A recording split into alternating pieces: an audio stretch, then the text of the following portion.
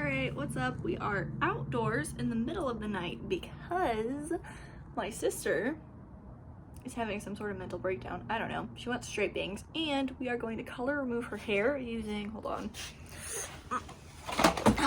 using the Color Oops dye for 50% off, so you know it's good because we got a deal. So we are going to be using the Color Oops color remover on permanent black hair dye. It doesn't look black, but it's like orange. It's because we already color removed it a couple times, but this is permanent black dye. It's just orange now. So we're going to see if the Color Oops removes the permanent black dye, and then we're going to give her straight bangs. So alright, so here we got the before. So this is bleached. Her roots are already growing in again. That's crazy. But anyways, right here, what we have, this is a test strand. This pink is a test strand. I was seeing if the pink would cover up, and it wasn't the best. So that's why we're doing this color remover. So right here, we have the Paul Mitchell black hair dye. It will not come out. It's horrible. And down here, where it's way, way lighter, this was the Pulprite Faction 8 black permanent hair dye. So she's had black permanent hair dye. She's had 2 coats of it. But up here was a root touch-up I did at Paul Mitchell, the school I go to. I unfortunately had to use their products, so yeah, that's why it's so much darker here, because it's a different brand. And we're going to be putting the Color Oops on here, mostly on this band, just to get that out, and then at the very end I might pull it through the ends. The ends are light enough to where like the pink does cover it, but obviously if I could get it to like super blonde, then I will. And then we're keeping it the split dye, so this half over here, I'm just going to tone it to make it like a brighter white. So yeah, that's all. Okay, so like I said, I am just using the Color Oops color remover. I mixed the 2 ingredients together, just shook it up, and now I'm going to apply it all over her hair. I'm going to start at that top part where the Paul Mitchell black permanent dye was, and then drag it down. And something really interesting about Color Oops, I've used this product for years. I don't really love it. I just have used it a bunch of times out of desperation, honestly.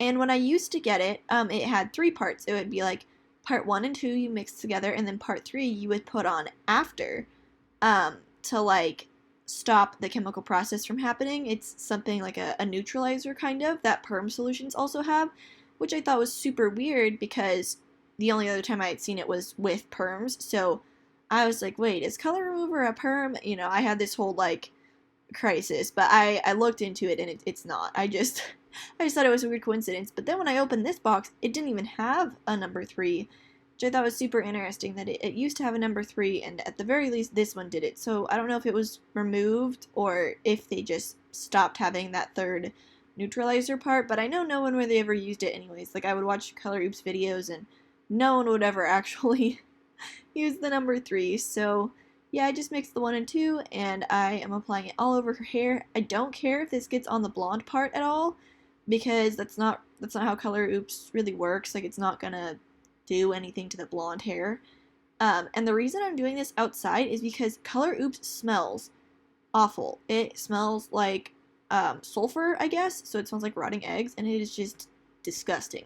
Which is also why I thought it might be a perm, because it kind of smells similar to a perm. I don't know, perms also just smell like really gross to me. So I really thought I was onto something. I really thought they were the same thing. But I looked at the ingredients for Color Oops, and actually there's not that many ingredients, and it's not the same. So the reason that this isn't starting out black, even though it is permanent black hair dye, is because I had already previously used color remover on it, using the Guy Tank Striptease color remover, and that one is entirely different from Color Oops. It is a color remover that uses developer.